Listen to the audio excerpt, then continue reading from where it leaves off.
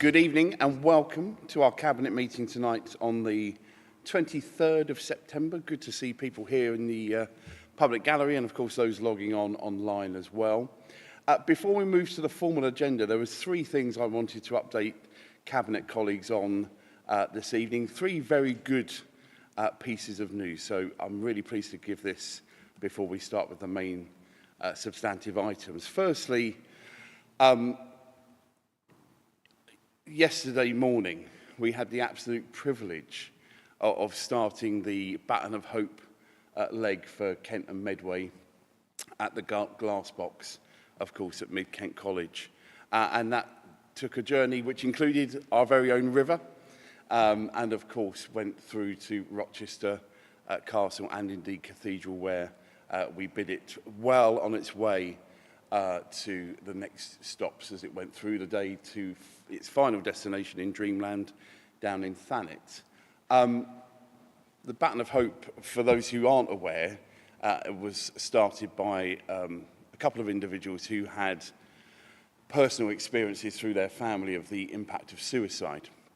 And I think as a society, we are getting to a better place, but there's still a long, long way to go.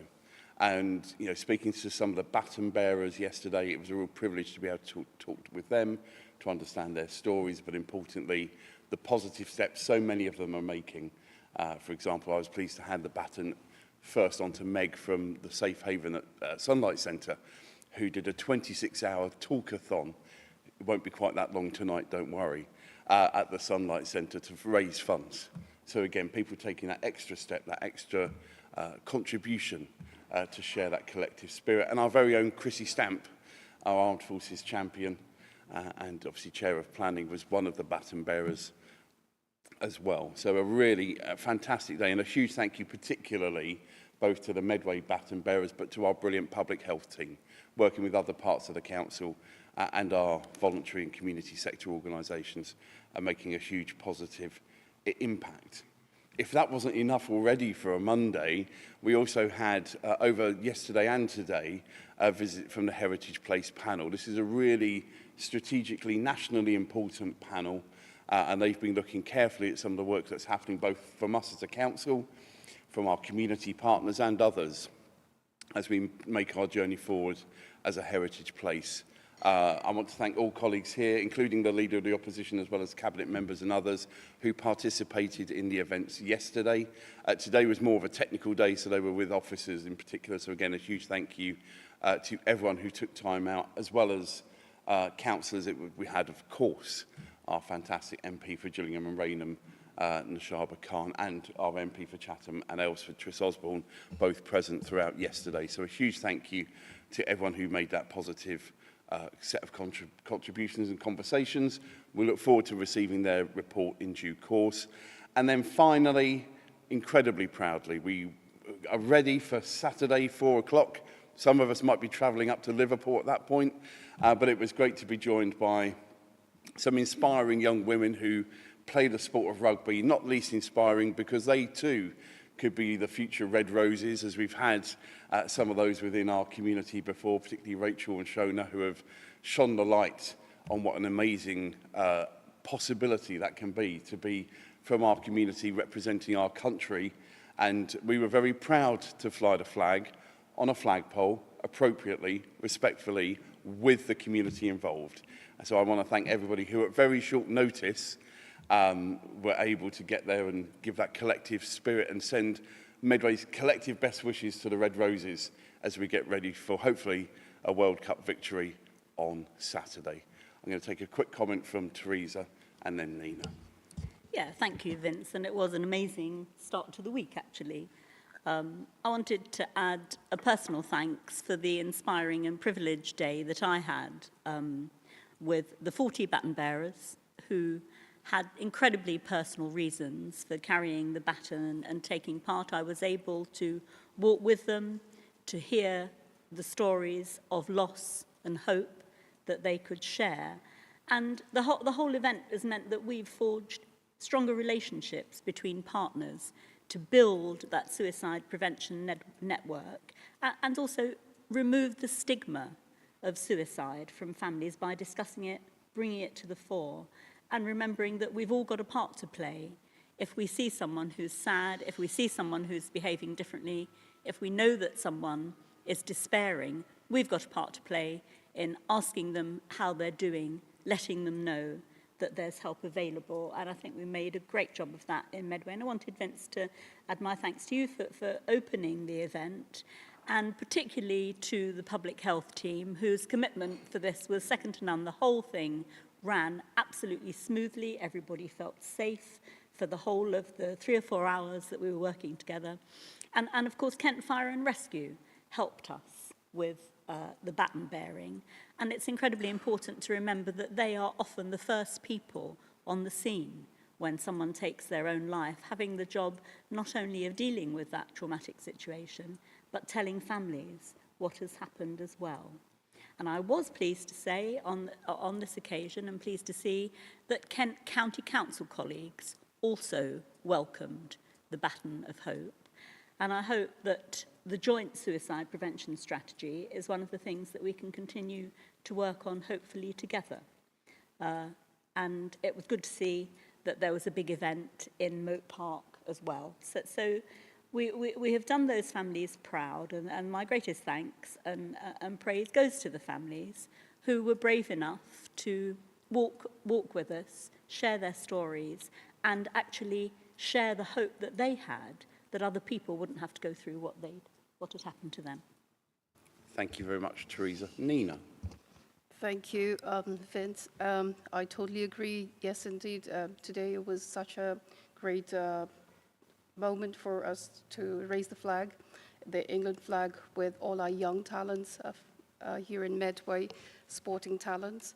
We're extremely proud that the England Red Roses have advanced to the World Cup final, and we wish them all the very best as they play against Canada at Twickenham on Saturday, September 27, in what will no doubt be a smashing game. From all of us here in Medway, including, of course, Medway Rugby women's team, home of women's rugby legends such as Rachel Bufford, Shona and Deborah McCormack, we wish the Red Roses victory and glory at the finals. With regards to a historic England visit, yes, indeed, it was really, really a great moment yesterday for us here in Medway to welcome visitors from outside, especially the Heritage Places panel, and it was actually led by Historic England.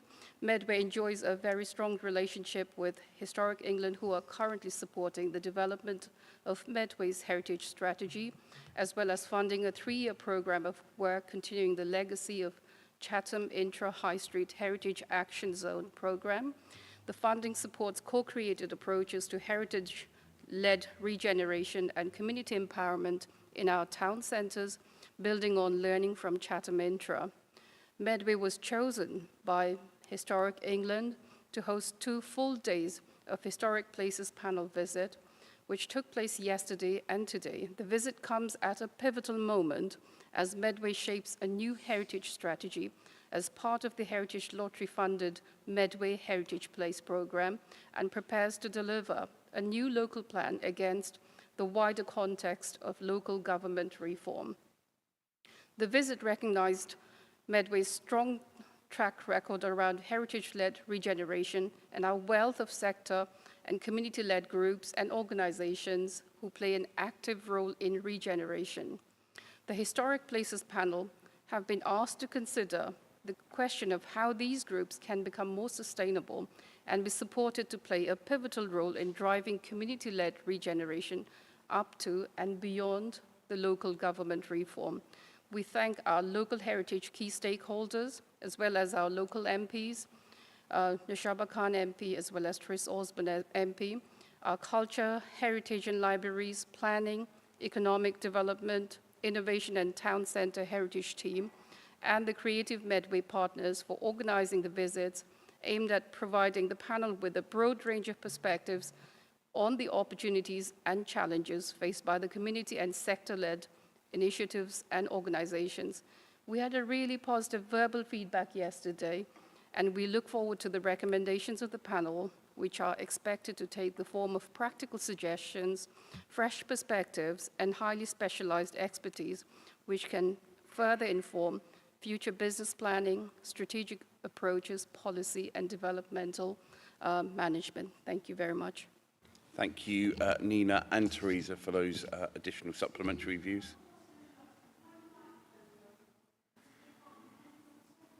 They're working here, so if we need to take a brief 30-second pause just to check amplification. We have got more people than normal in the audience, which is great. So we may just need to quote a well-known philosopher, turn it up to 11.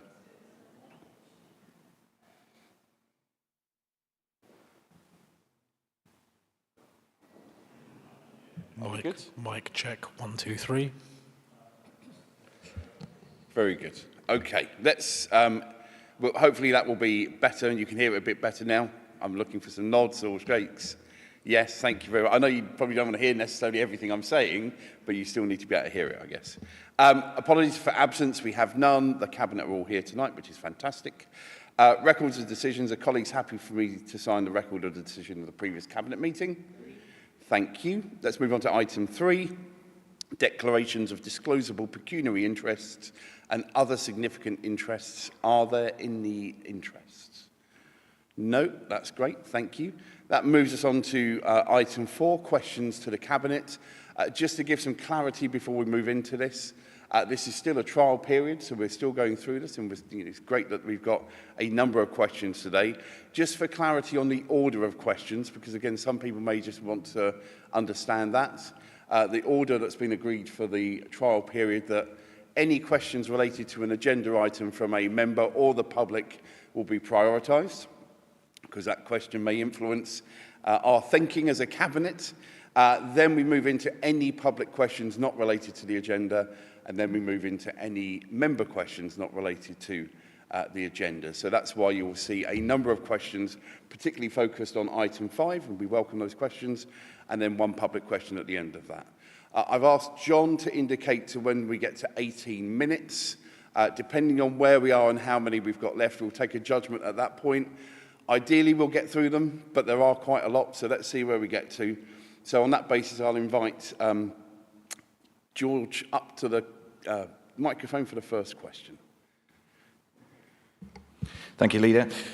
Given the Cabinet recently instructed the corporate management team to take all action necessary to reduce the Council's overspend, can the Leader of the Council please explain how spending further taxpayer money, which otherwise would represent a saving on the Council's current projected £10 million overspend, on his dead plan for local government reorganisation, represents best value for Medway taxpayers? Thank you. Thank you very much for your question. Just some clarity, there is no plan that is dead yet. People are considering their options, not just us, but other councils as well. That's happening up and down the country, not unique to Kent. So Conservative-controlled Hampshire County Council are taking their own advice and guidance in the same way that we are considering doing tonight. And I'll be speaking to Cabinet colleagues about that in the next item. It's worth saying that when we set the budget, and not every member of the council voted for the budget, but the majority did, that there was a budget line for local government reorganisation. So this is not an additional financial pressure.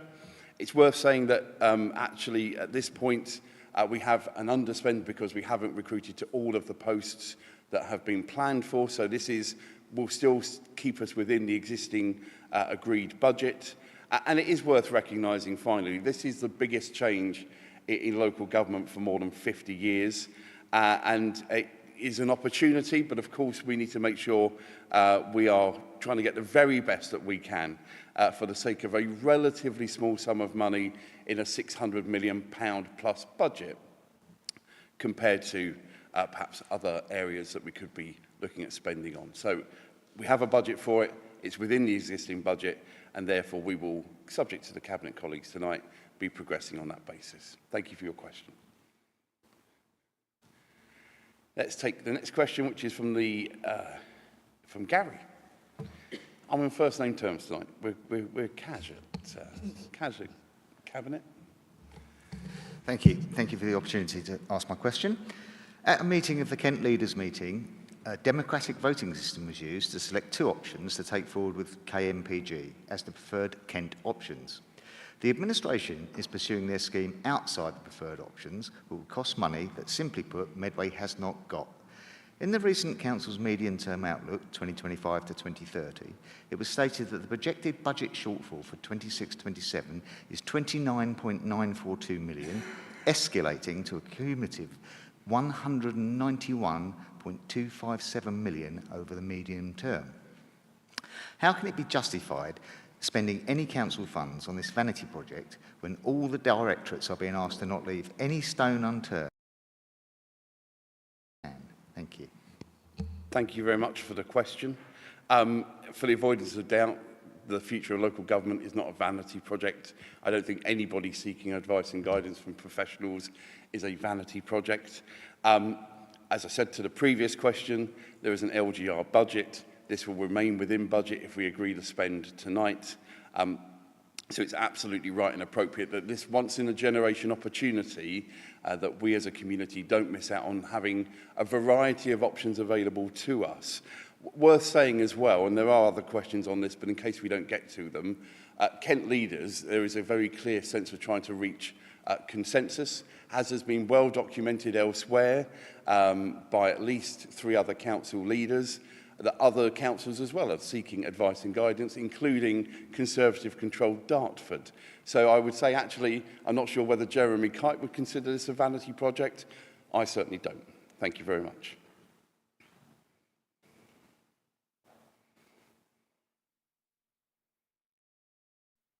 I think the next question is coming from Habib.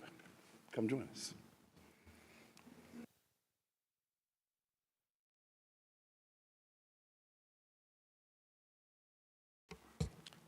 Thank you, Leader. My question, the Kent Police and Crime Commissioner, Matthew Scott, wrote to the Leader of the Council, making clear that Medway option for local government reorganisation will require wholesale changes to the current policing model. Can the portfolio holder please clarify when he consulted with Kent Police on the Medway option, specify how the police were able to inform this proposal? Thank you. Alex? Thank you for your question. The current Kent policing model itself operates on arbitrary boundaries which do not fully respect the administrative divisions and community identities which make up Kent and Medway. This means that operations, for example, to target nuisance bikes, where Medway has led the way with additional public spaces protection order powers, require officers to cross multiple borough boundaries while driving parallel to the M2 in the south of Medway, into areas where they have fewer powers than in Medway. In my view, that makes no operational sense. The Police and Crime Commissioner's comments should be taken clearly in the context of the fact he is an elected Conservative politician with his own agenda, particularly after his and your party lost control of Kent County Council in May. They represent a political perspective, not a professional judgment. The White Paper makes clear that over the long term, there is an ambition to align public service boundaries in a much more coherent way than currently, including job centres, fire service, probation service and health services. Whether Mr Scott likes it or not, that will also require police to review their operational activities in light of those changes, regardless of which reorganisation model is adopted. While it would be sensible for any organisation which might be impacted to keep an eye on changes coming further down the line, that is a matter for them, and it is not one which has any material impact on my day-to-day dealings with senior police officers as chair of Medway Community Safety Partnership. Thank you very much. Thank you very much. Next question is from David Waldy. Take a seat.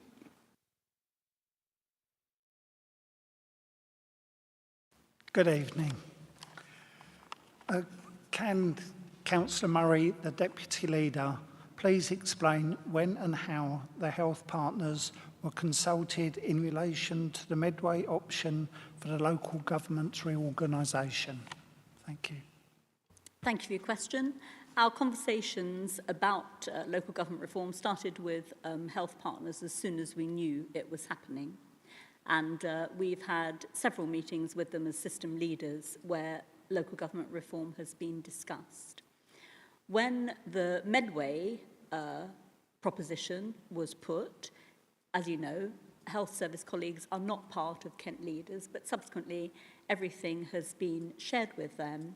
We're waiting, and we would have had a developed discussion the week before last, but the meeting was cancelled, and subsequently, as I'm sure you know, Councillor Wildey, the Chief Executive, Paul Bentley, is moving on, and a new Chief Executive will be in place. So I've written to Sedi Frederick to ask him if we can re-establish the meeting, hopefully with the new Chief Executive, and at that point, we'll give them the opportunity that we hoped to give them 2 weeks ago to look at the new maps. Thank you. Thank you very much indeed. Next question then sits with Mark. And that's going to be going to Adam.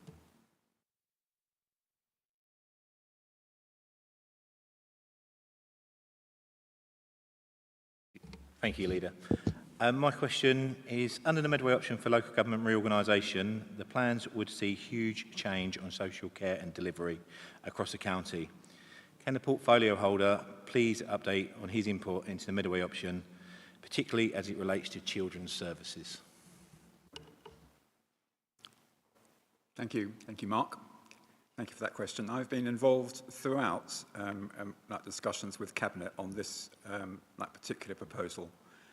Any model of local government reorganisation would involve significant change, which I know officers and children's services are working hard at. Now, you'll be aware of the children's services reform under the Children and Wellbeing Bill and Schools Bill.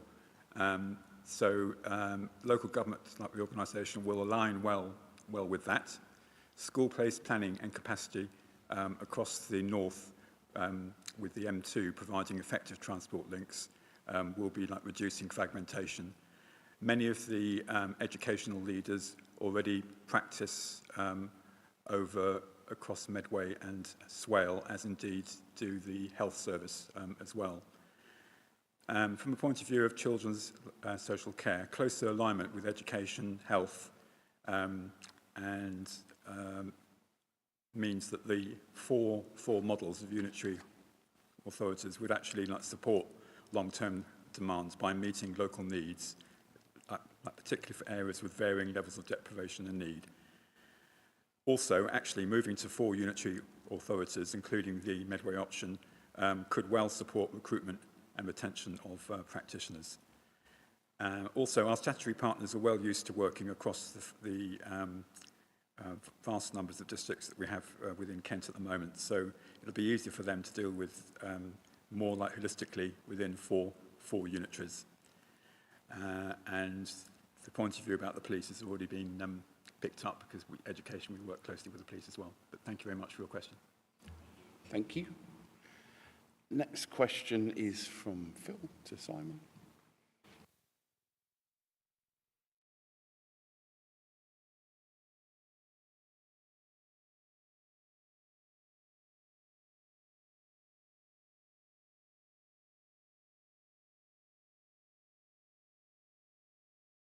Sorry. Under the Medway option for local government reorganisation, the plans would require wholesale change to a number of existing local planning authorities' boundaries. Can the portfolio holder please update with any engagement with other LPAs across Kent on the Medway option, detailing how these discussions inform the option proposed? Thank you. Thanks very much for your question. As we were aware, the planning system that we work within deals with the here and now, the reality of thing, and not knowing what the option might be when it comes to fruition until that decision is made makes any kind of detailed discussions extremely difficult. Having said that, we are in that position where each of the authorities, and ourselves included around us, are in the process of producing local plans. And we do have a duty to cooperate on all planning matters with our neighbouring authorities. So those discussions and conversations are continuing.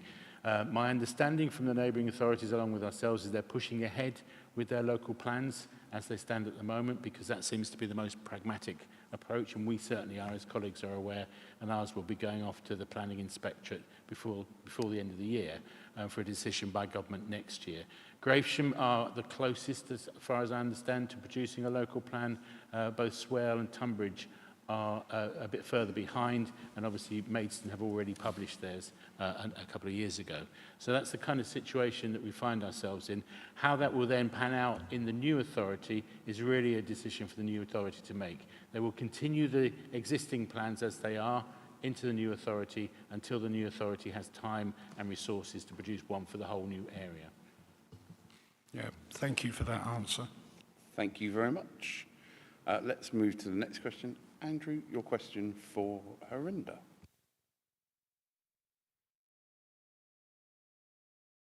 Good evening. Can the portfolio holder please set out what steps he took to consult with the business community on the rejected Medway plan for local government reorganisation?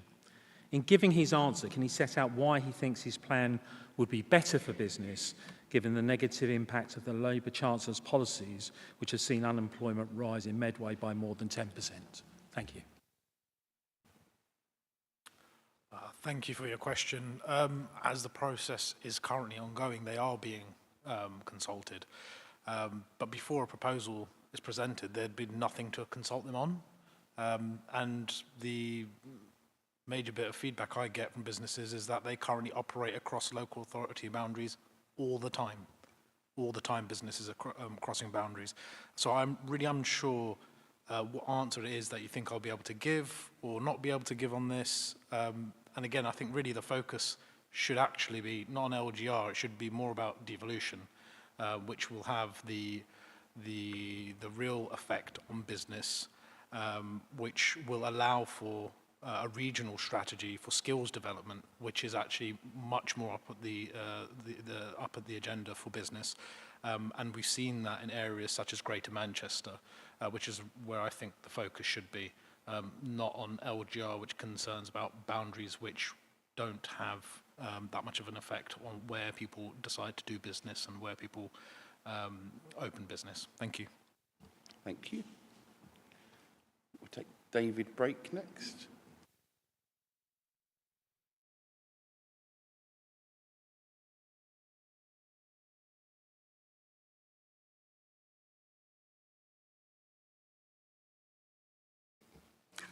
Good evening, and thank you for the opportunity to put this question, in this case to the Leader of the Council, please. Consultation should be at the heart of everything Medway does. The Leader of the Council claimed at the start of his administration that he would always seek to ensure everyone in Medway was part of decision-making. Nobody appears to have been consulted on the Medway option for local government reorganisation. Not other council leaders, the opposition, the working group, or even the leader's own group.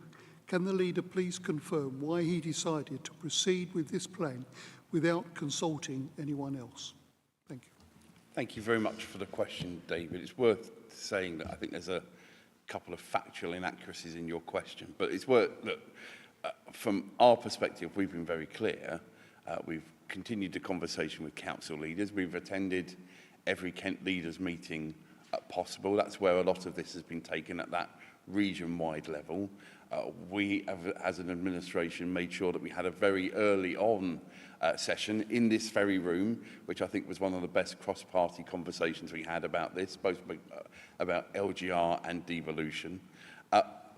The engagement is happening now with the public. It's very much out there. We've got people coming to us from south of Gravesham and saying, absolutely, actually your map mirrors my life. I deal with Borough Green and not Gravesham, for example. And there'll be people who've got alternative views, and that's where engagement will be important throughout this process. Consultation, and the language is important, consultation on this process will be carried out by government at the end of the process as we move towards November. However many submissions are made, and I think I've got the working number now, but we'll find out. They'll be taken forward. We'll continue the working group. It's been a really positive working group, but I think it's fair to say that, for example, the Leader of the Opposition has been very clear that his preference is for a different number of councils. And he will make that argument both in this council chamber and elsewhere. That's absolutely appropriate. But for the administration, we'll continue to work on that cross-party basis where we can. We'll absolutely keep people informed. And as we go through those final stages, most importantly, actually not the 59 councillors, but the 292,000 residents, and their formal consultation will take place, not run by us or any other council, but through government early in the new year. Thank you for the question. I'm going to go next.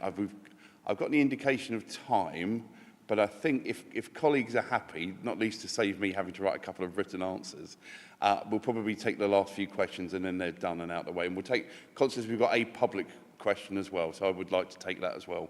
So we'll take the last few quickly. I'm conscious I think one or two colleagues are not here, so they'll be a bit quicker. But Barry, please come join us.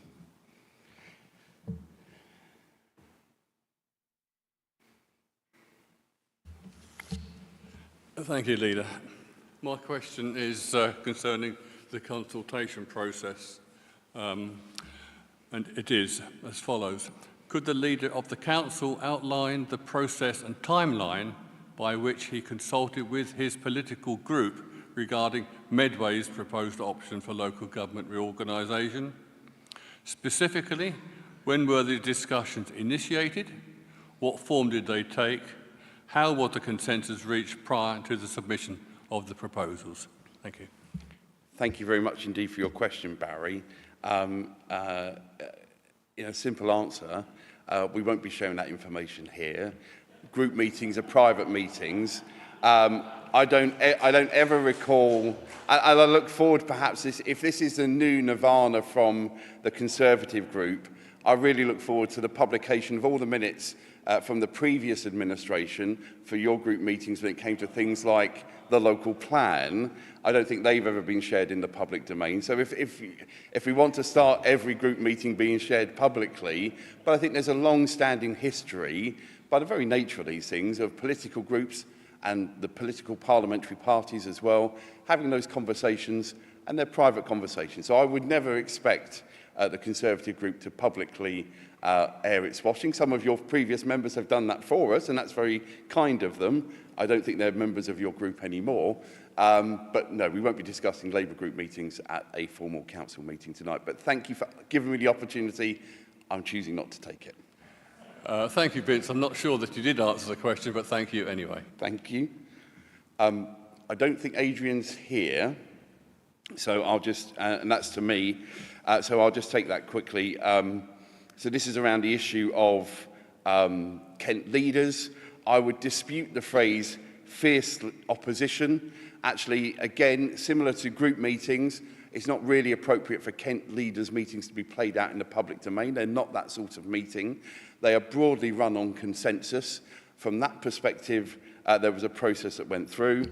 And it was clear that actually the decision was not around an individual particular application. There were numbers on the table, as we know, 7 by the meeting that we held. This was a simple decision about whether, through the central funding, 2 or more than 2 were submitted, and the decision was to be 2. So that's very clear. But I'm not going to go into the detail. It wouldn't be appropriate, and I wouldn't be happy if any of the other 13 leaders were to do that either. If you could pass that on to Adrian, I'd be grateful. Thank you. Kwasi, who we shared a very good train journey with the other day, Friday night. It was nice to see you there, and it's nice to see you tonight.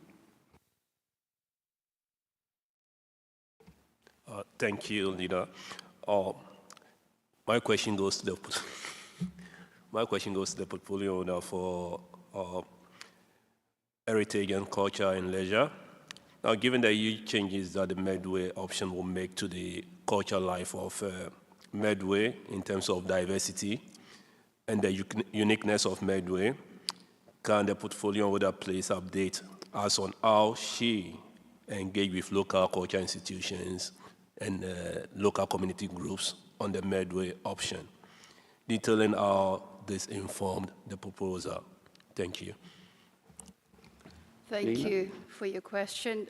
We value our local heritage and cultural institutions here in Medway, and that is why we work so regularly in close partnership with them.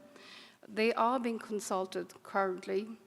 Before the proposal was presented, there would have been nothing to consult them on. However, please be assured that they are being consulted. Thank you. Thank you very much for that. Hope to see you on my next train journey, but that's the Labour Party conference, so probably not.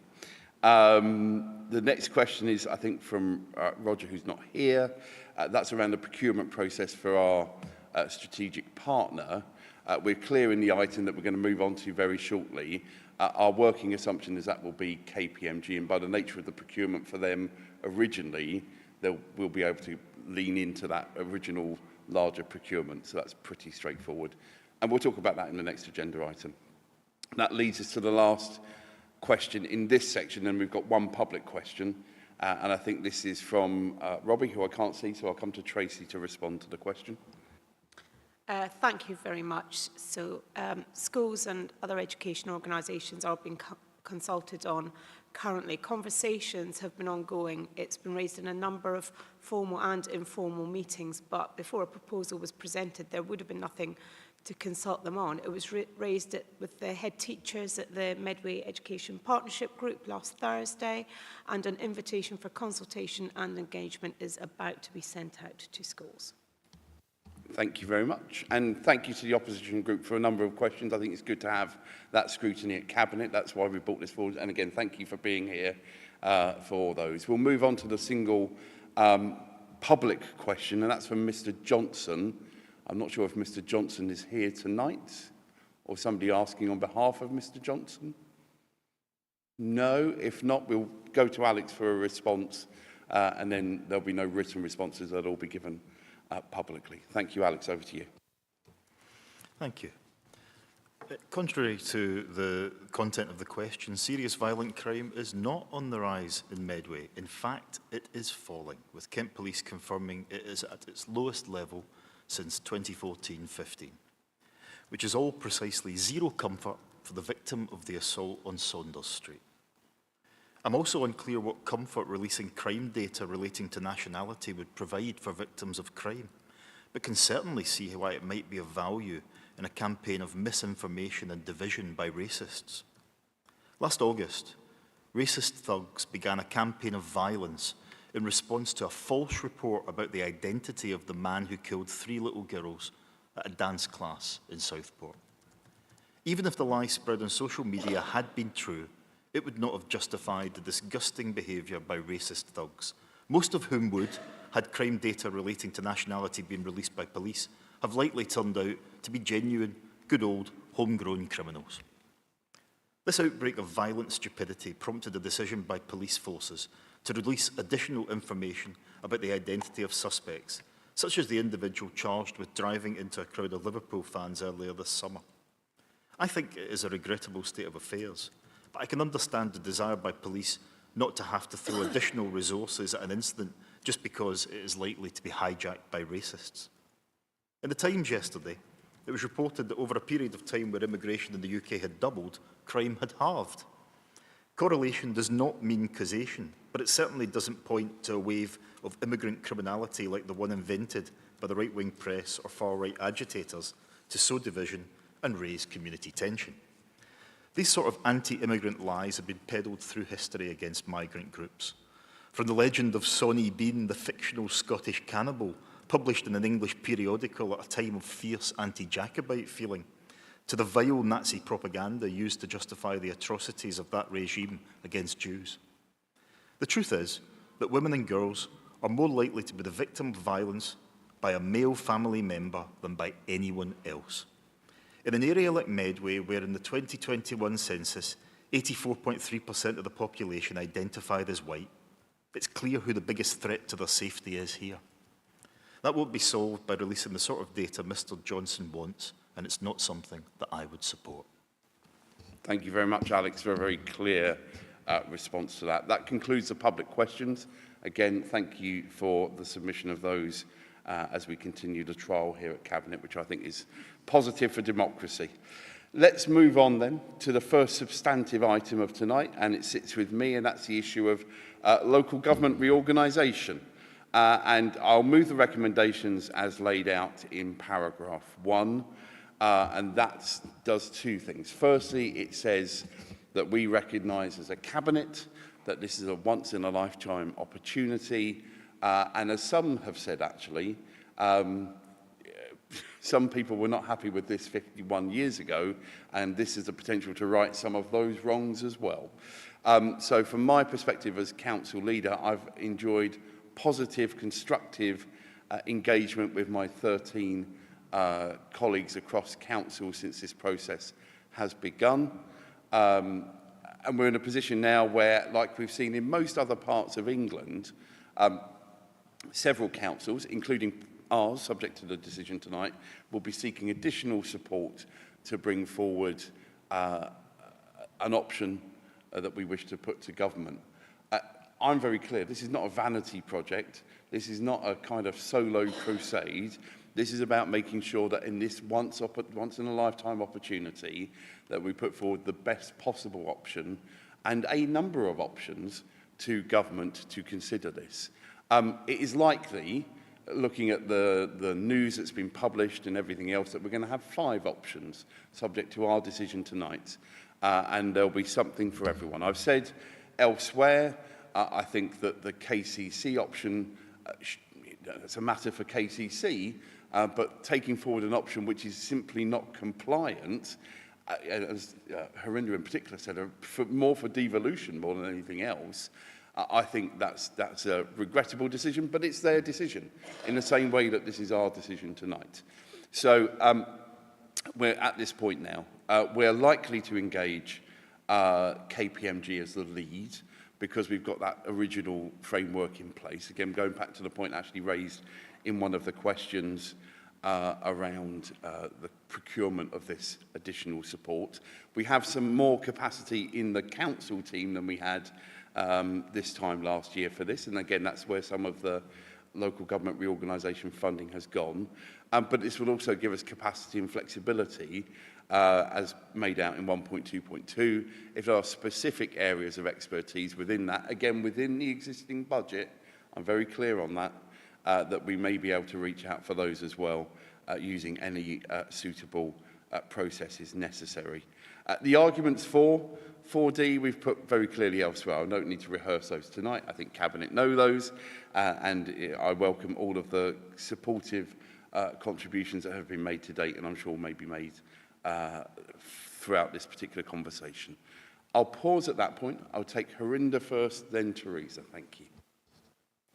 Thank you, Vince. And I mean, colleagues will know I'm not one for like large speeches, but I am one for giving credit where credit is due. And I really must say on this, I think under section 2, we really need to amend this and make sure that we add all the points that the opposition have just raised for why the due consultation and the due sort of feedback that's required, and all the detail that we need to look at the proposals has to have time. It has to be considered. So thank you for raising all the points that you did.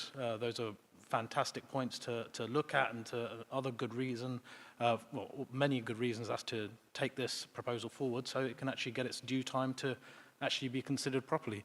So for that reason, more than any other, I think our proposal should be considered. But thank you. Thank you very much. Teresa and Simon. Thank you, Vince. The option we couldn't take is do nothing for Medway.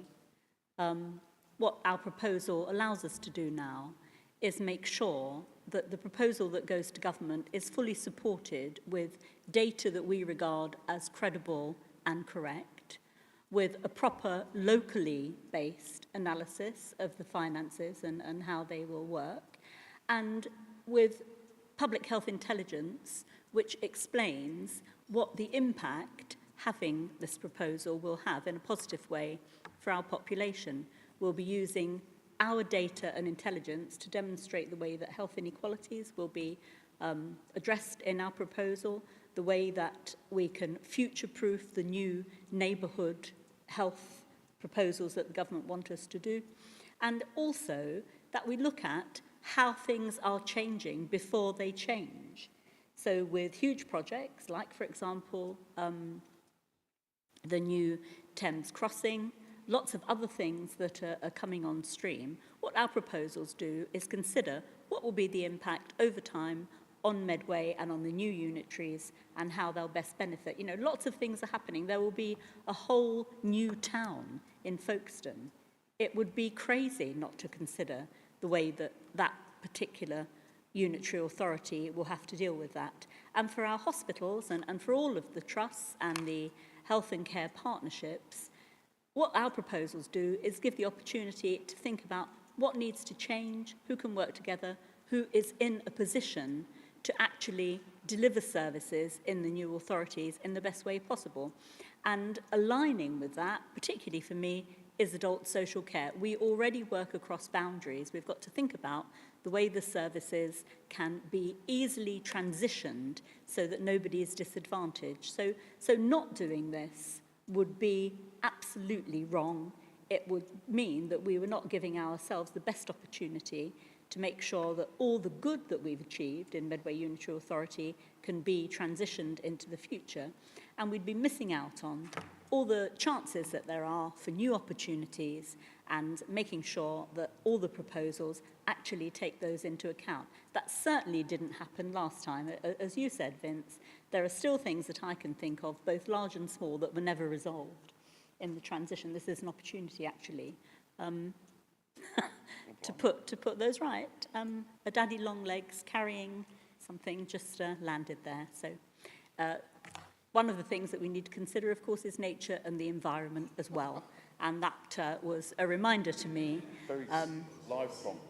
that we need to do that. And on a serious note, that is part of this. How are the new boundaries going to impact on all of the protected land and wonderful natural areas that we have got that surround the whole of Kent, and importantly, the way that the new unitaries will together deal with all of the issues that we've got at the border. None of that actually has been spoken to directly in any of the other proposals that I've seen. In fact, they're driven sometimes by politics, sometimes by people thinking that they can dominate everybody. And in the case of KCC, look, absolutely batty. The new council that is being proposed by them doesn't meet the governor's criteria, would have 240 councillors and a bill of allowances of over £4 million. So I'm afraid whatever KCC think they are doing, they're just wasting officers' time and public money in putting that proposal together. I certainly don't want to be part of any council where there'd be 240 other people wanting to speak. And if we think our council meetings last a long time, well, you know, who knows? So this is sensible, pragmatic, based on fact, future-proofing for Medway, and I'm really looking forward to sharing it with everybody and hearing from all of our partners as we engage with them about the way that they can contribute to the process. Thank you very much, Teresa. Simon. Yes, thanks very much, Vince. And just I would echo completely the comments made by both Harinder and by Teresa in respect of this. I think it's worth noting and understanding that just 2 years and 5 months ago we came into this administration, and in that time we had £170 million taken off us. We had to deal with Gum Wharf and everybody abandoning a building.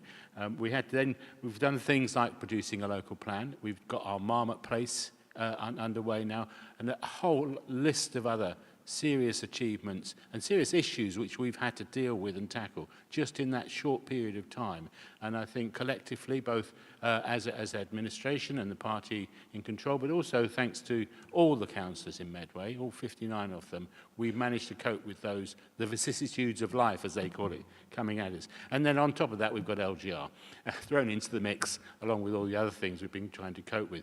And I think it would be irresponsible not to put together a proposal based upon the fact that we are here because the people of Medway put their trust in us all and expect us to respond in an appropriate way so that we can make sure that when LGR happens, the services and the work that's done for our community, for the people of Medway, transitions as smoothly and as seamlessly as possible into the new authority that is created, whatever shape that takes. And it's our responsibility to make sure that happens. And we can only do that by looking at the different models and saying, actually, we think the model that we're producing is the one that works best. So I really do feel very strongly that not doing anything, as Teresa just said, would be irresponsible. And this is why we've got this. Thank you. Thank you very much, Simon. I can't see anybody else, so I'll reflect back on those comments. And it's worth saying 2 or 3 things. Firstly, you're absolutely right. The amount of other stuff that we've been getting on with the important work of LGR kind of sitting over all of us, both councillors, but importantly council officers, which again is part of the reason why we brought forward that proposal for the budget for LGR in this year's council budget. We do have that unique experience as a unitary authority. We bring that to the table. Colleagues have welcomed that. I know in a number of conversations at both senior officers and with councillors, that's been recognised. Worth saying as well that, just for the avoidance of doubt, at the end of this process, all 14 councils will cease to exist. I need to say that really explicitly. I don't take pleasure in saying that, not at all, but I do recognise, for the avoidance of doubt, you know, this is not about KCC doing some other stuff or whatever else it might be. All 14 existing councils will cease, and if our option 4D is accepted by government, it will be 4 new unitary authorities, which again, looking at KPMG's analysis, which was done in a pretty quick paced time, absolutely they recognised that of all of the options on the table, the 7 options, it was option 4D that had the highest rating for establishing a single tier of local government, and option 4D had the joint highest rating when it comes to stronger community engagement and neighbourhood empowerment, things which we take really seriously. The cooperative bit of labour and cooperative, some would say, from a council perspective. So absolutely this is the right thing to do. If colleagues refer back to the agenda on top of page 33, and again it goes back to the point that Harinder made in the questioning earlier on, LGR, although it's critically important, actually in some senses is just a milestone on that longer journey to devolution. Because actually, for some of our communities, you know, when we're talking to them about skills and job opportunities, when we're talking to them about public transport, even as a unitary authority, there's only so much the law will allow us to do. And again, we work collaboratively with our colleagues across the region wherever we can, but having devolution, which is ultimately what we need to have, I think is something which our model will lend itself to. Of course, we know that the government's previous decision, disappointing as it was effectively devolution wasn't available to us because we didn't have the structures right to make up the combined authority. Our model would do that. So I'm really clear that this is the next step. So of course the conversation will continue. It's worth saying as well that the likely 5 business cases, all 14 councils could opt to have any of those 5 business cases. So if, and I anticipate, for example, at the council meeting, I would imagine, because of what's been said publicly before, that the main opposition group are likely to move that we have 3 councils, because they've got that public opinion stated publicly, sorry. So they may well do that. You know, other political groups on our council may choose to move other options. That'll be for them and, of course, for us as we move forward to those council meetings. And the other 13 council meetings, although they ultimately are executive meetings, but I'll be listening carefully to the council meeting we have here, they could choose to bring forward 4D as an option if the business plan has been prepared, subject to our decision tonight. So I absolutely recognise that. So from my perspective, it is about making sure that we do have that opportunity to make those subtle, nuanced changes, perhaps that weren't made 50 years ago. And of course, because of the nature of our option, and to a degree, the Gravesham and Dartford option, but particularly ours, there is that opportunity for refinement between now and when we get to the final decision making in November. So again, we're listening carefully, and we've had positive feedback from a number of individuals already. So on that basis, I'll be moving the recommendations as laid out in paragraph 1, that we progress to producing a full business case for option 4D, that we engage external support, and then the external support that we will look to have will be KPMG as lead, and then with others potentially, if necessary, to support the creation of that within the existing LGR budget. Are colleagues happy to support those recommendations? Absolutely happy to agree.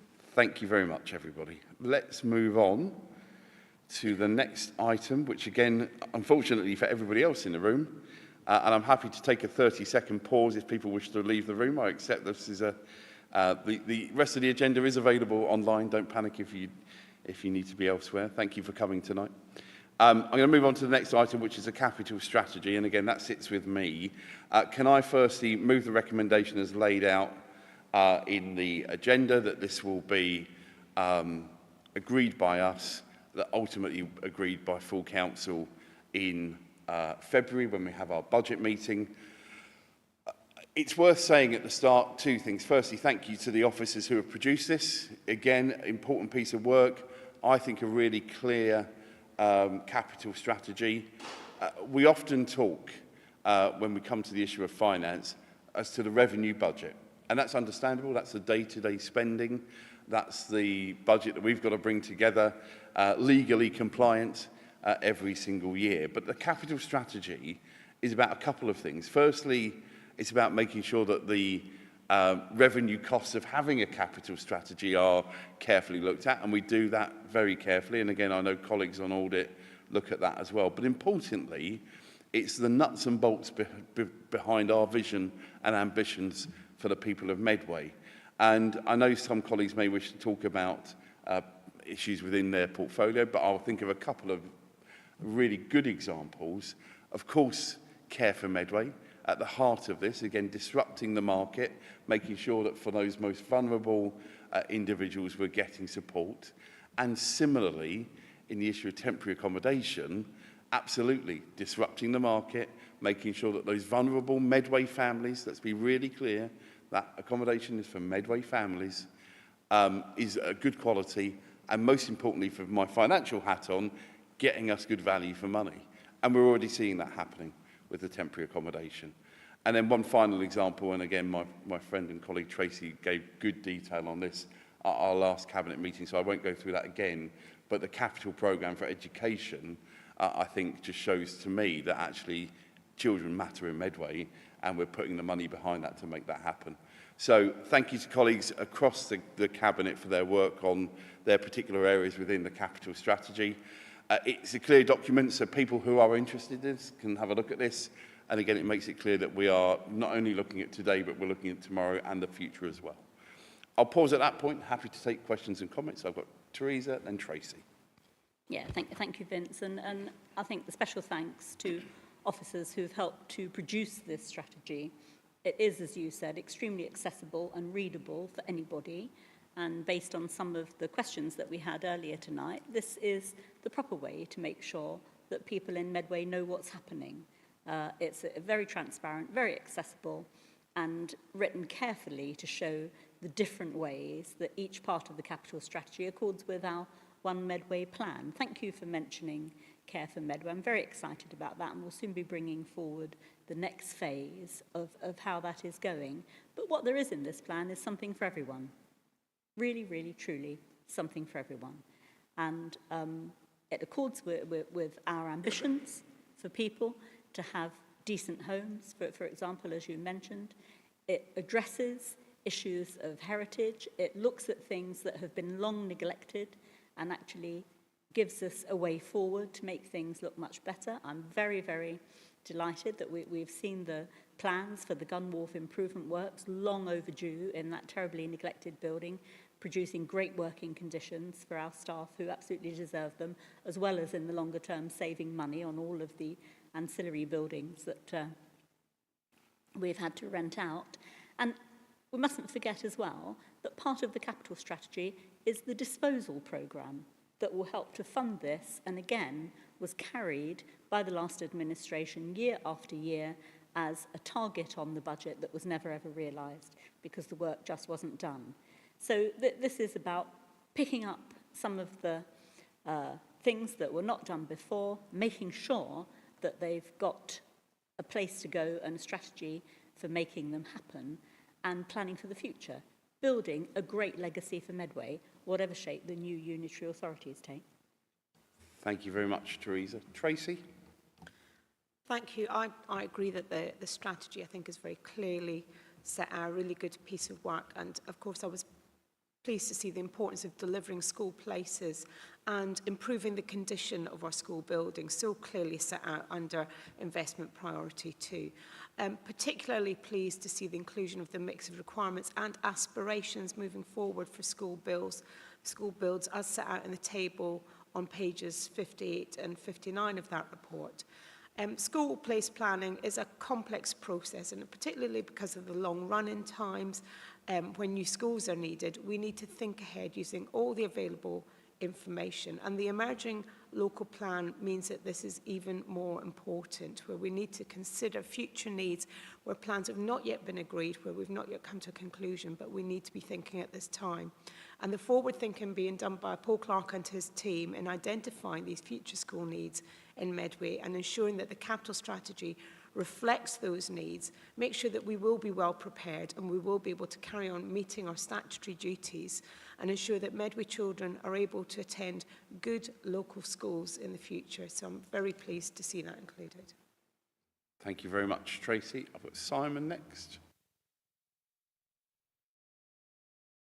Thanks very much. And yeah, I echo the comments of my colleagues on this. And in particular, I wanted to sort of pick out one particular area, which is around our green spaces, where this investment is now being proposed, and just the impact of what that means. So within the context of this, we've got significant amount of tree planting that's planned for our community in one aspect, and we know the benefits that it's going to bring, and not just in relation to climate change and stuff like that, but we know that adds to the biodiversity of Medway and also the health and well-being of the community in terms of improvements to the air we breathe and the mental health approach that comes with seeing green space around you and green trees around you. I wanted to highlight one project in particular where it shows that it doesn't take much to have a massive difference, and that's the work being proposed for Cossington Park. The old nursery site there, the council nursery there, is being significantly refurbished and rebuilt. We could have chosen to put housing on that site, and we did actually do that in the past on a couple of other nursery sites. There is a need for housing, and this would be an ideal site. Instead of that, we made the decision saying, actually, this is a site that's worth refurbishing for the community. It's going to become a tree nursery, and it's also become a community allotment site as well, open to the public to come in and grow whatever they want and work with the staff there and work with the whole process of the production of food, if you like, in the community as well. So it's a very exciting project. It doesn't take much money. It's already had significant 106 investment in it as well, so it's drawing in funding from the development around us as well. And more importantly, there's a brilliant new community friends group has started up there who are already planting trees there. Can you believe it? It's not even finished, and they're out there planting trees. I was there this morning, and I could see the work that they've been doing. There is more to be done. There's old building on site that we can now refurbish with this funding, and that will mean that we can have a classroom there. We've got interest from local schools who really want to use this site as soon as possible, and the volunteers have been talking to the schools already.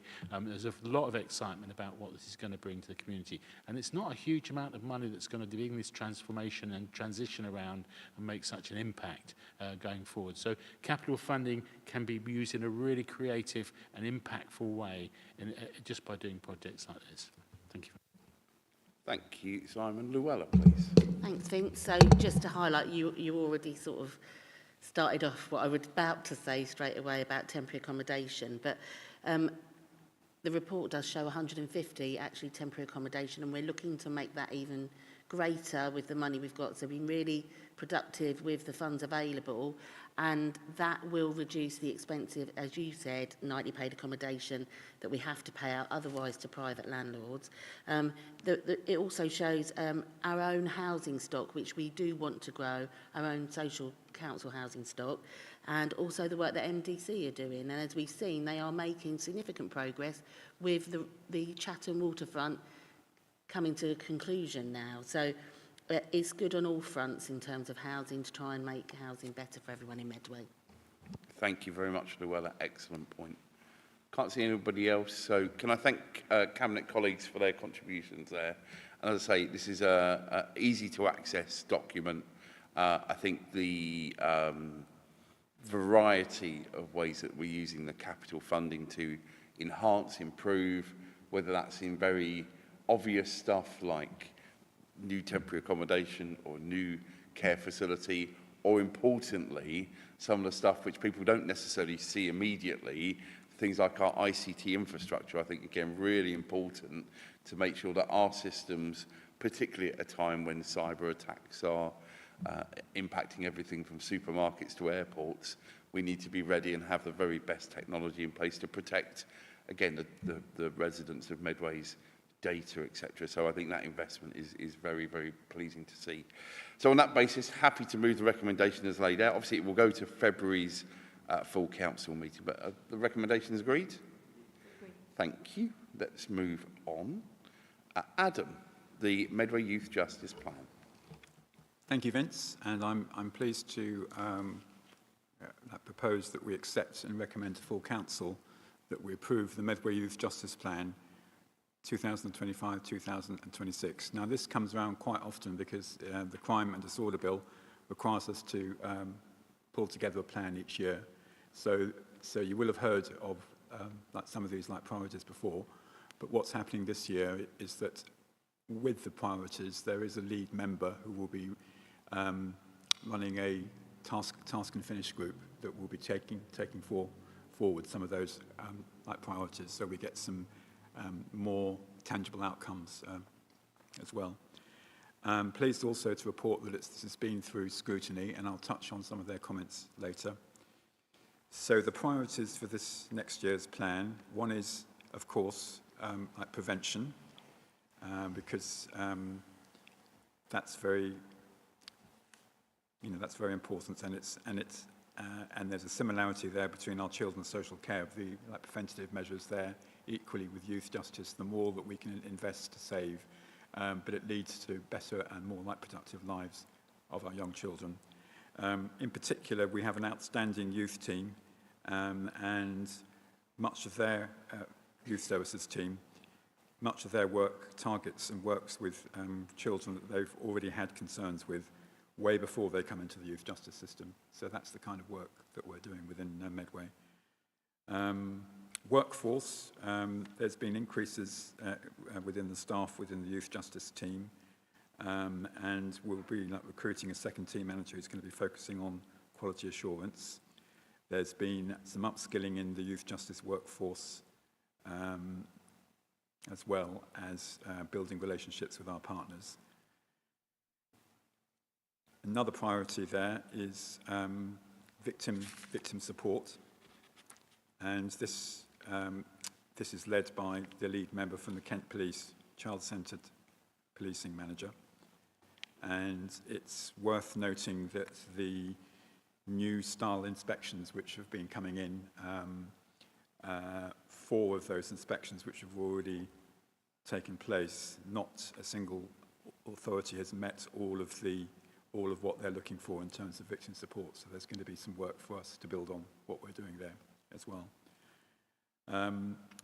Another priority, a skilled and effective youth justice service, and the lead person there is our Assistant Director of Children's Social Care, and this is around, again, like preventing reoffending, so getting specialised packages of support to children and their families, and to coordinate a responsive multi-agency approach in terms of managing risks to others. Disproportionality, that means fairness, equity, and inclusion, and this is being led by Celia Buxton, who's also the chair of our board, She's the Assistant Director for Education and SEND, and she also, on that disproportionality, she works alongside the Kent and Medway Police, the Child-Centred Policing Manager. And again, they're going to be developing and implementing a strategic plan over the disproportionality, which will be promoting fairness, equity and inclusion across all services. And another priority is the young people's voice, of course. And here we have the lead board member, who's the head of corporate parenting and the Youth Justice Service. It's really important that all children involved in the youth justice system are heard, respected, and actively involved in decisions which affect them. And I'm very pleased that in terms of the style of the plan, it's actually taken a leaf out of the book of the way that we put forward the SEND plans as well, which is the blue boxes, which are child-centred and young people focused, whereby you can understand a lot more some of the language that's been spoken. So I'm very pleased with that. Each of those priorities are aligned to the priority one of the Medway, of the One Medway plan, like community plan for 2024 to 2028.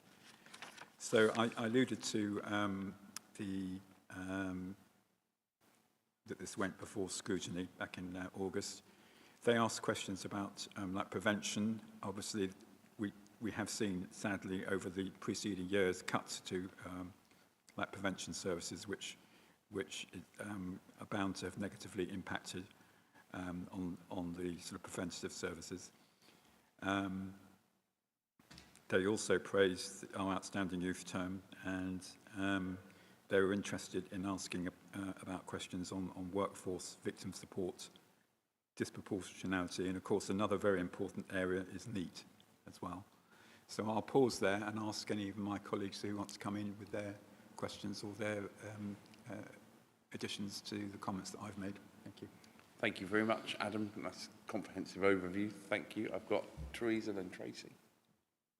Thank you, Adam, and thank you to all of the teams who have helped put this together. When we had the Health and Wellbeing Board and we were looking at serious violent crime and road safety, it was really pleasing to be able to immediately hear from children's social care about the way that everyone's working together, not just to deal with young people who might commit crime within the youth justice system, but to anticipate where there might be young people or children led into difficulty and to determinedly work with those families on prevention. It's well known that there is intergenerational behaviour and activity that leads to crime, especially if people do end up in prison. And it was the questions that were asked at the Health and Wellbeing Board could immediately be addressed by Kelly and the team, explaining to us and giving that assurance that in fact that prevention work is at the top of their agenda, and young people who are likely to get into trouble, as well as those who already have done, are very firmly at the attention of the council and being helped and supported right from the start through the Best Start system, through our children and family hubs, through schools. And it was also welcome to hear that the police now have developed this child-centred team, as I'm sure Alex is very aware of, so that there are specialist officers dealing with young people who commit crimes, whose understanding of the influences and background of those young people and the other agencies of help, apart from dealing with crime, can actually be brought together to try to build a better future. So whilst we do see a lot of the Youth Justice Plan, you're absolutely right about that. It's really good to see that in practical terms, it is a document that gets used, and the aims and ambitions and objectives in it are addressed in the everyday work of the council. Thank you. Tracy, then Alex. Thank you for that, Adam. Really helpful to see this. One of the things that really struck me was the inclusion of young people's voice in this document. I think it's really important because things are much more effective when young people feel involved in decision making, when they're part of the process, when they're consulted on things, when there's co-production. And so on page 25 and 26, it sets out really clearly how we're going to make sure that young people are held and involved. So from providing personalised interventions, working in partnership with children and professionals to promote positive outcomes, how children and their families will be involved in shaping and improving how the services are delivered. It's really important that feedback's requested from young people and that they are actively involved at every stage, because that's how we will have a more effective system and a more effective outcomes for these young people. So I was pleased to see how clearly it was set out and how embedded it is in this report. Thank you. Thank you. Alex? Thanks, Vince. I think just wanted to note the fact that in Medway, we are in a location which is synonymous with youth justice through history, and perhaps an object lesson in how not to do it. And it's carried in the name of the ward that I represent, Rochester West and Bostow being the very first one of those institutions which, rather than working with young people and working to prevent recidivism, actually succeeded only in brutalising them and causing greater harm down the line. So it's really heartening representing an area where that sort of activity has taken place a long time ago, to make a very clear statement that that is in the past. And I think, you know, through the work that I do with the Medway Community Safety Partnership, we see the importance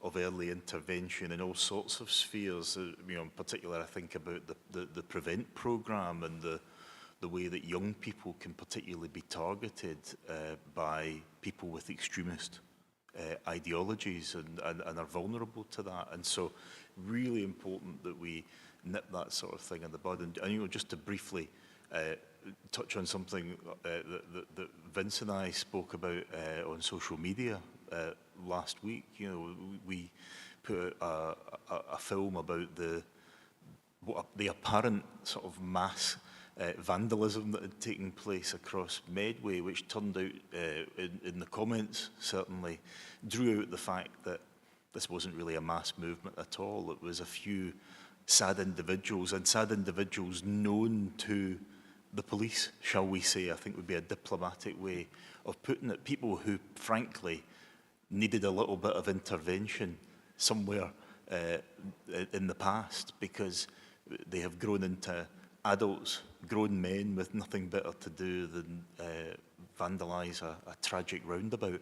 And I think that's the sort of thing that really a proper holistic approach to youth justice probably would have identified the cries for help from these individuals, probably in their teens, when, you know, it would have become apparent that there was clearly an emptiness in their life, a void that has never been filled, and they become not a useful member of society, not someone working as part of the community, but someone who works against the community. I contrast that, and it's going to be my great privilege in a couple of weeks to address the AGM of Medway Town's Scout Association. And when you contrast the sort of contribution, the positive contribution that young people can make when they are steered in a positive direction as members of the community, and I don't think that's something that should be exclusive to people that want to put on a necker and dib-dib-dob. That's about all our young people, and I'm really pleased that this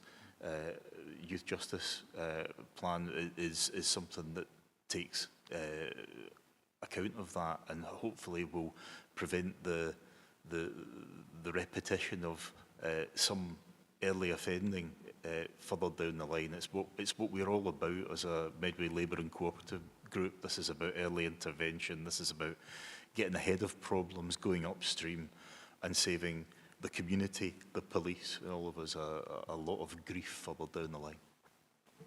Thank you very much, Alex. Can't see anybody else, so Adam, back to you. Yeah, just thank everybody for their supportive comments and for really showing that youth justice is intrinsic to a number of our like services, and the theme there being like prevention being better than cure, and also the like historical allusions of the word Borstal as well, and we look forward to the modern Oasis thing being like resolved, which I think is also cited in your ward. So we'll be scrutiny we'll be hearing from them towards the end of the year as well about the progress which they're making, because sadly that like facility which was looking to a new community orientated approach wasn't executed as well as it should be. So thank you. Thank you very much, Adam. Are colleagues happy to agree to recommendation? Thank you. Let's move on to item 8. Luella, over to you. Thank you, Vince. So this item is a report covering the housing allocations policy review for this year. First of all, I want to say a huge thanks to the officers for the work on the report, and in particular, the work undertaken with the consultations, because it's a very wide net that they spread. So that took work, so huge thanks to them. So just some background, the policy was last reviewed in 2018 and was adopted in 2019. The policy relates to the allocation of all social housing to those on our housing register, including both those for social and affordable rent. It's designed to be fair and a fair and transparent process, as well as easily understood and trusted by people. It's a statutory requirement for all local authorities to have an up-to-date policy. And to ensure we capture the views of a wide range of people, as I've said, the consultation undertaken covered registered housing providers, supported housing providers, the internal teams across the Directorate, including social care and public health, external partners, including our voluntary partners in the third sector, and our much valued tenants panel, and the general public. And these included drop-in sessions as well as an online consultation. So although not much has changed, there have been some changes, and these are the key changes. So to be able to access the housing register, the residency has increased by 50% to 3 years. So you have to be here in Medway, living here for 3 years before you're able to be eligible to join the register. There have been no additions to Band A. The additions to Band B are foster carers, right to move, Medway care leavers, the move on from refuge, and those that move on from supported or commissioned housing. So Band C has care leavers but not Medway care leavers. So there's a difference there. The Medway care leavers go into Band B, non-Medway care leavers stay in Band C, and they're adding into Band C, should I say, and this was due to a positive change by central government in July this year, which removed the local connection for care leavers under the age of 25. So we've gone one step further, as I say, to put our Medway care leavers into Band B. There's the introduction of the C plus band, and this is for applicants who are assessed as Band C, but they meet the community contribution criteria. So it's proposed that the community contribution is increased from 6 months to 3 years, and this takes many forms. So it could be employment in the community that's helping, voluntary work, or caring responsibilities. But that increase to get into that band has gone from only doing it for 6 months to 3 years, so that's a change. The household maximum income, that's been linked to bedrooms rather than a blanket limit, and this ranges from 21,000 for shared accommodation to 62,000 for a 4-bedroom property. And we've had the removal of a transfer band for applicants who do not meet the banding criteria, i.e. do not have a housing need, and the removal of the inactive register. So this report has been to the Regen, Culture and Environment Overview and Scrutiny Committee, who discussed it at length. They had asked for briefing notes from officers, they asked questions. They're all listed in the report for your information. One in particular I wanted to note that appears to be a recurring question, particularly from the opposition, and this is about the eligibility of asylum seekers to access our housing register. And I have to reiterate, this policy details the eligibility criteria to access the social housing, and I remind people that only those with recourse to public funds are permitted to join the housing register. So those without status from the Home Office are not typically eligible. So I'm just reminding everybody of that. I'll leave it there and open up to colleagues for comments. Thank you very much, Luella. Again, very, very detailed, so thank you for that. I'll take Teresa first. Thank you, Luella, and I think this provides some important clarifications, actually, and busts a few myths as well, as you've just alluded to, because there is a lot of misinformation flying about the internet and indeed flying about with just sort of person-to-person gossip. That this is a document that's easy for everybody to understand. It clarifies some of the things that I think were less clear before the revisions have been made, and is absolutely clear and credible on who is allowed to be eligible and when that eligibility takes place. So I think it's helpful to people. Of course, we would always love to have more homes for people, and especially more social and affordable rented homes, but we're getting there. And I think your determination to purchase more temporary accommodation and keep a real grip on the standards of that temporary accommodation is incredibly important, because after all, public money is very often funding the rent that people pay. And so that, together with things that are happening in the licensing scheme, the work that's happening with landlords, the work that's happening with our own letting agency, things are coming together to say that we, for those people who need accommodation, we want it to be good quality. For those people who are not entitled to it, we're clear about the boundaries. And for everybody else, there's complete clarity now on being a Medway first policy. And since it's been revised and is so clear, when we get into a bigger authority, that puts it on a really firm footing that can easily be transferred and understood. Thank you. I can't see any other members, so before I come back to you, Luella, just a couple of thoughts from my perspective. I'm really pleased you highlighted Appendix 4 and the consultation. The responses given by officers are outstanding. So nobody can accuse this administration of not wanting to hear from the public. We always want to do that. Somebody once said to me, I'm surprised people haven't got consultation fatigue yet. We're asking so often so many things. But for this particular policy, because it has been, as you say, 2018 is a long time ago. So it has been a lot of time between then and now. So I think actually Appendix 4 is a really good document just to be sharing more widely. And if people do take interest in this, I think that does show where we have got some clear answers to those residents, members of the public, and others who have played their part in consultation. I personally support the increase from 2 to 3 years.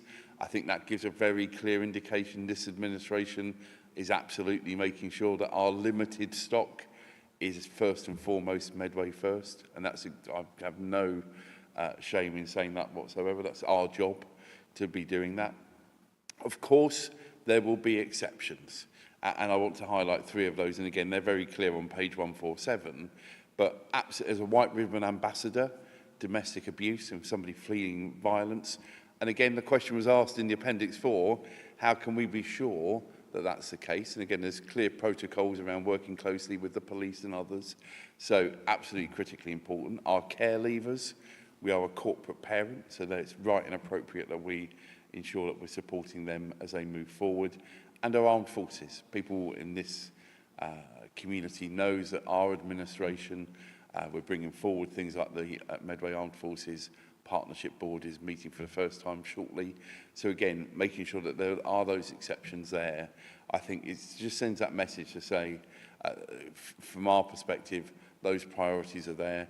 Of course, a couple of those were also priorities of the former Deputy Prime Minister as well, and she made it clear there was an expectation on housing authorities like ours to move forward with this. So I really welcome that being in there. It's clear, people asking those questions, and again, I think all of us as ward councillors, as well as our portfolios that we hold, housing is one of those biggest issues. So having an up-to-date, clear set of policies and procedures, I think is beneficial to the residents of Medway. So thanks to you for your leadership and also your team of hard-working officers who have delivered, I think, an excellent report. And my thanks to scrutiny as well, because again, some of their questions I think were helpful. Back to you, Luella. Thank you, Vince. I didn't add in, actually, as part of the consultation, members were consulted. So it was a wide net, as I said. And just to reiterate, as you've just said, it is a Medway residents first. That's what we're here for. But those exceptions are extremely important. So it is a clear and transparent report for all to follow. Just finally to say, Cabinet's asked to agree the housing policy for adoption in April 2026.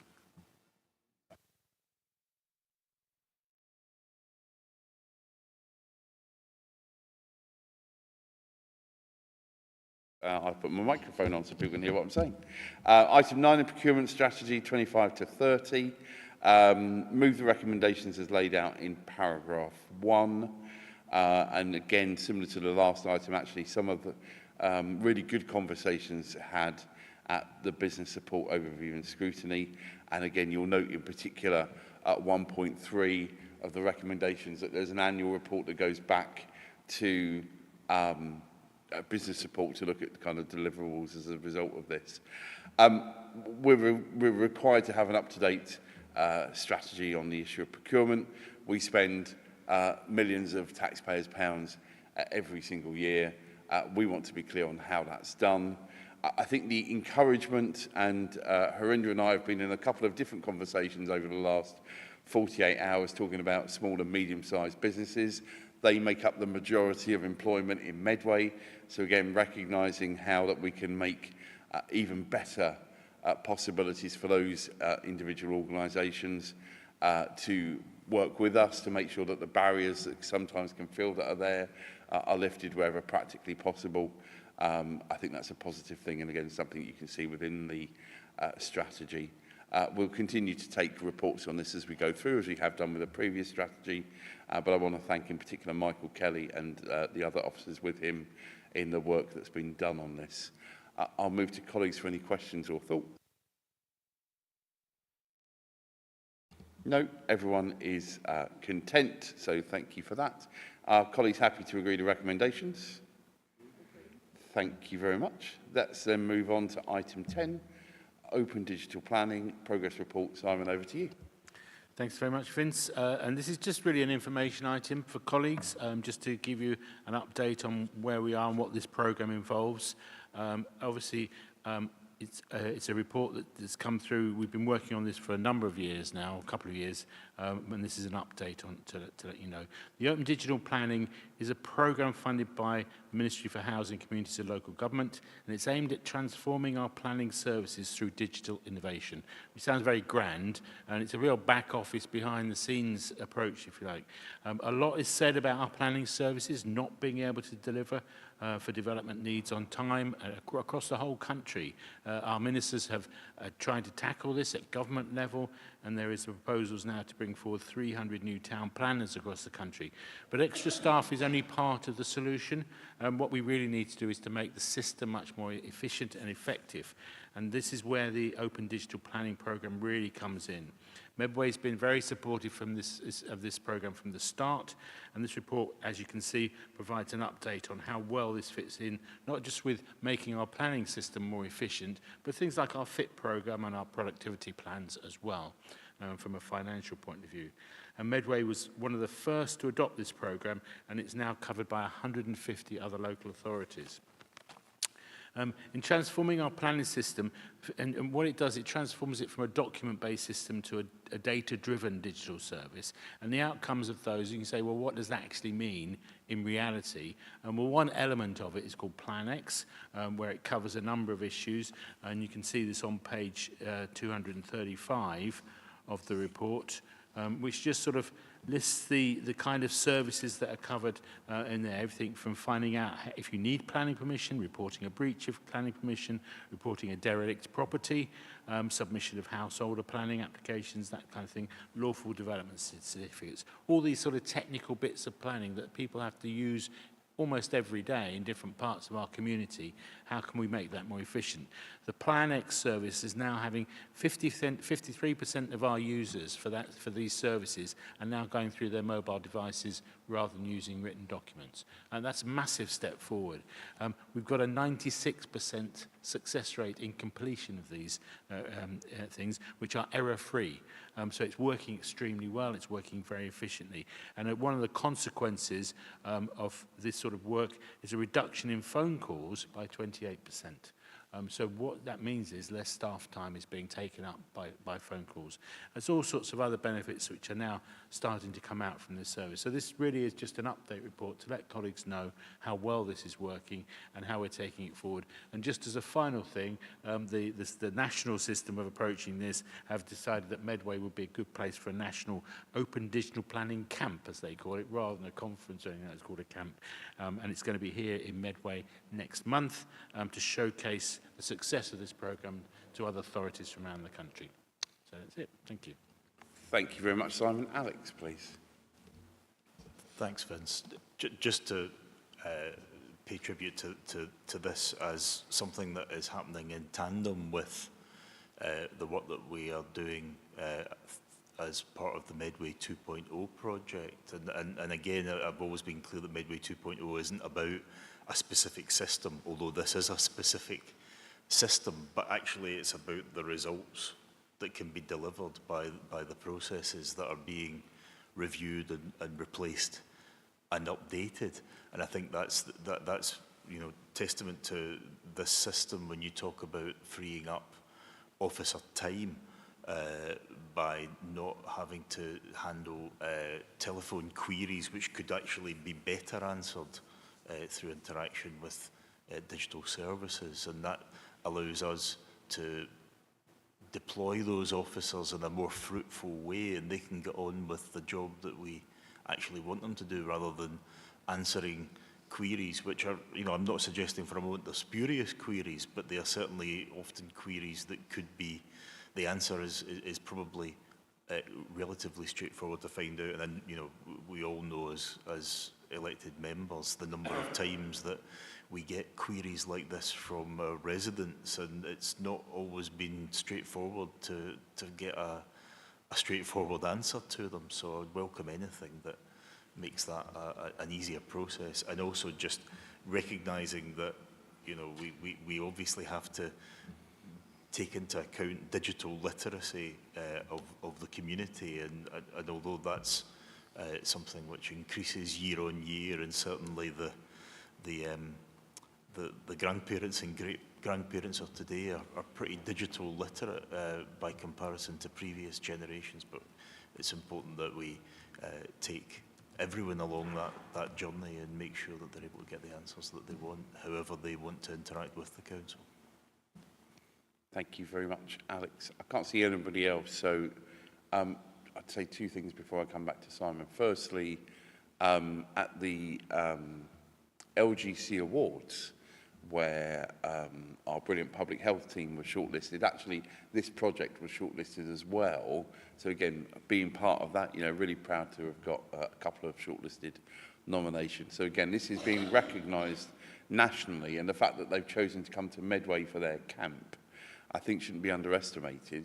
There is well over 100 councils they could have chosen to go to, and they've proactively chosen us. So I'm incredibly proud of that as well, and thankful to, as Alex says, all the parts of the council working with partners and others to make this work. Back to you, Simon.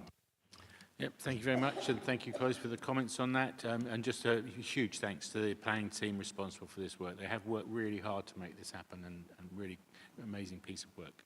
So thank you very much. Thank you. The recommendations agreed.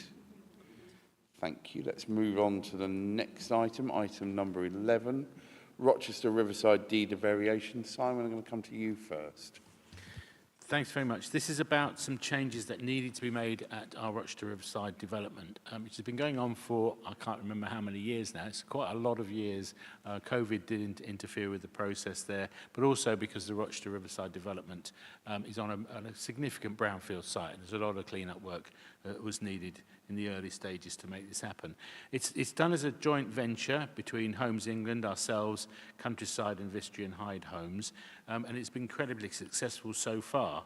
The problems have been identified in costs where the delivery of the new school, which is now open there, had changed from a one form entry to a two form entry, and in the process of those changes happening, the company responsible for delivery of the school actually went under. And in order to continue the development and make sure that there was no sort of loss in time and stuff like that, the JV stepped in and delivered the school on time, and a financial solution. This is incredibly important. The team behind the scenes here, in both the finance team and the regeneration team, worked incredibly hard and found a financial solution to overcome the difficulties which resulted as a consequence of this. It's about excellent partnership working, and it has really produced a result. It means that the scheme can come forward with the same contract dates and delivery times, but with slightly later capital receipts for both Medway and Homes England. So that does mean a delay in how the income comes in, but it's going to happen in due course. This report provides the details of how this happened, and I ask colleagues to agree the recommendations as laid out in paragraph 1. Thank you very much.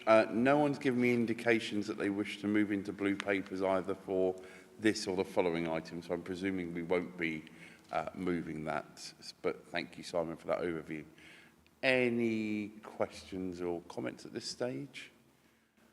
There are none. Okay. Just the only thing to say, of course, I think this is a long-standing critical project, and I think even in these challenging times, a variation of this nature is rare, but I think it's important to make sure we've got that due consideration as we've gone through tonight. So I think I'm certainly content to support this with the background information, including some of the information which, of course, we have seen as a cabinet, but we won't talk about tonight. So if there's no one else, Simon, anything else you want to add before we move to the vote? No? Okay, thank you then. Colleagues, happy to agree with the recommendations? Thank you. Let's then move to item number 12. I think that is back to Simon. Or it might not be. Hold on. Hold on. Luella, is it you? Luella. Sorry, my screen is frozen. There you go. Let's go to Luella first. Okay, thank you. So this report is in relation to funding bids made by MDC and Medway Council on 2 sites. So I'll start with Strood Civic Centre and then move on to Mountbatten House. So the report relates to the successful funding bid by MDC and Medway Council for 6.8 million from the Brownfield Infrastructure and Land Grant Fund from Homes England. So this is in order to deliver the 195 homes on the former Strood Civic Centre site and be used to undertake groundworks so they can make progress on the site. In order for MDC to secure the award of grant funding, the council was required to sign the grant funding agreement as the second guarantor. This report outlines the need for the grant and the associated risks to the council which need to be considered prior to signing the agreement. The 6.8 million unlocks the delivery of the Civic Centre site, and signing the agreement does incur a risk of a payback of the 6.8 million, so that should be noted. However, the funding, that is if the funding outcomes are not delivered or the conditions are breached. Now, MDC will manage this risk and work with the Council and Homes England to proactively address any issues should they arise. In the meantime, MDC is undertaking due diligence work on site to minimise risk. Without the grant funding, the site is not viable and could put the risk of the OPE grant of 1.7 million at risk. So the recommendation is for the council to sign the grant funding agreement so the site can be brought forward. So moving on to Mountbatten House, MDC have submitted a separate bid for brownfield infrastructure and land grant funding to Homes England for Mountbatten House.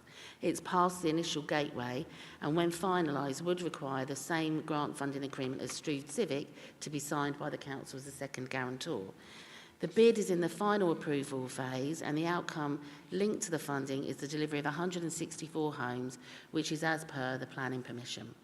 Now, for both sites, MDC has undertaken the due diligence, as I've said earlier about Strood Civic, to mitigate the risk by undertaking various studies, utility searches, and a healthy contingency has been awarded as part of the grant. In addition, MDC submitted a cost overrun strategy to Homes England, which confirms that they'll meet all cost overruns in relation to the infrastructure works. So a tender activity for the works has been undertaken for both sites to assist with cost certainty. The contracts will include break clauses after each phase to ensure flexibility to revise work packages should pressures emerge. So the options we've been given are for Strood Civic. Option 1, the council sign the agreement naming the council as the second guarantor. This will secure the 6.8 million grant funding. And option 2 is it doesn't sign the agreement and naming as a council as the second guarantor, and the funding will not be secured. And for Mountbatten House, the council for option 1 to sign the grant funding agreement, following completion of the final stage process with Homes England, naming the council as the second guarantor. And option 2, if awarded, the council does not sign the GFA, naming the council, will put that funding at risk should we be awarded it. So I'll leave it there in case anyone has any questions. Thank you. I'll take Simon and Zoe as the co-authors, and then I'll come to Teresa. Yeah, thanks very much, Vincent. Thank you very much. We had discussed this beforehand, but not made it clear. Just one point. Obviously, it's clear that the report is quite technical and quite detailed in terms of how this goes forward. But one thing I think we need to put out, which is a more general point, is how important this is in relation to new developments in Medway generally. This is a seriously difficult brownfield site which is now being delivered, and our local plan identifies that we will be delivering new on 40% brownfield sites. That's the target that we're trying to achieve, and this development, particularly at the Civic site, shows that this can be done. And I think that we should be really encouraged by the work that's gone in to make this happen, and how successful it is, and thank the support of Homes England in this process as well. Thank you. Thank you, Simon. Zoe? I'm pleased to support this. In terms of the risk, MDC activity involves skilled and experienced staff to mitigate that risk, and close monitoring and careful management and delivery supported by close scrutiny from senior officers. As a councillor for Strood North, I'm really pleased to see this development coming forward, and I think not only will it provide more homes in the area, but it will also aid regeneration of Strood town centre. So pleased to support the motion. Thank you very much indeed, Zoe. Teresa, please. I mean, absolutely. I think it's right for the council to be the second guarantor. We've got to give MDC the tools they need to carry out what is the government's policy, brownfield first, and indeed our own policy that's now enshrined in the draft local plan. Both of these sites are critical to improving public realm. And if we don't play our part in making sure that MDC and whoever comes forward through the procurement have got the tools to bring them to fruition as quickly as possible, then it puts us behind the curve in terms of, as you said, Zoe, managing to achieve regeneration. And importantly, it's the way people feel about things that comes through this type of regeneration. These are key sites in two of our towns, and it's important, I think, that the residents who live there and the ones who work there and other people who might want to in the future can see things happening. So the grants is a way to make sure that happens, Luella. I'm assured that all of the due diligence is being done, and by Zoe that the risks are being mitigated. So I think we should go ahead and sign both documents as a second guarantor in the long-term interests of making sure we've got new homes and just a much better public realm for everybody. Thank you very much, Teresa. Before I go back to Luella, yes, we absolutely need to do this, because actually at the moment, who benefits from an empty site in Strood that used to be the Civic Centre? Who benefits from an old Lloyd's building that hasn't been used for years? Nobody. And actually, it's absolutely our position as a council to be the people who are the conduit, the people who can make things happen, particularly with our company MDC. That's important. Of course, we know that the wider market, who take a larger percentage of profit couldn't make the Strood Centre site. The previous administration, and this is not a particular criticism of them, they attempted to do that, but by just going out to the market said we can't make that site work. So it is about trying to find whatever way we can, both with Mountbatten House, but particularly I'd say with the Strood Civic Centre site, that we use all the tools available to us, and this is a tool absolutely available to us. The relationship we have with Homes England is a positive one. I really value that as council leader. I know officers do. They have regular conversations to try and find out the next possible steps and to work with us in whatever positive way is available at the time. And that changes through time. And we need to make sure when we've got opportunities like the one we've got in front of us today, that we take those opportunities for the best interests of Medway residents. Luella, back to you. Thank you, everyone, for your contributions there and the support with this. We all know, and I'm sure the public, it's clear to the public, that MDC, the purpose of Medway Development Company, is to develop brownfield sites that big private developers wouldn't touch because they're just not viable. So we really do need to move forward on these. So I thank Homes England for giving us the grant actually to be able to do something with them to make the regeneration of Medway a reality, because that's what we need. We need to see these things moving forward, providing accommodations that we know we need because of the pressures we're under. So thank you everyone for the support. I'll just ask you to support the recommendations as laid out, as I've tongue-twisted got my way to there in the end. Okay, thank you. Excellent. Thank you, Luella. Are the recommendations agreed? Agreed. Thank you. Let's move to the last item of this evening. Tracy, over to you.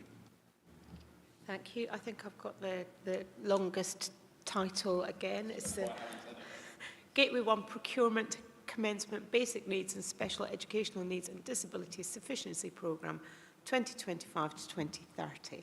So at the Cabinet meeting that we had on the 26th of August, a number of projects were approved as part of the School Place Planning Strategy Review, and this report requests Cabinet to approve the commencement of the procurement to appoint professional services to undertake the feasibility, design and tender processes so that we can award contracts and also to oversee the delivery of the projects. These are listed in Table 1.2 of the report. There are 4 procurement options set out in Section 7.2 of the report, and the recommendation is Option 4, which is an open market procurement. This will give a greater response from the market, and it will provide the council with the opportunity to achieve the most competitive quotes. So I would ask Cabinet for any comments on this. Thank you very much indeed, Tracy. It's critical that, having agreed we're going to build these things, that we actually have the processes in place to go ahead and build them. So thank you for that. I can't see any colleagues indicating, so clearly very strong support. And again, you gave a really helpful overview at our previous Cabinet meeting where we looked at the kind of physical locations and the impacts on the community. So I think you can see the very strong support from the Cabinet for this. Anything you wish to add before we move to the vote? Okay, are colleagues happy to agree to recommendations? Thank you very much. That concludes tonight's meeting. Go on the red roses, and thanks very much for your time tonight.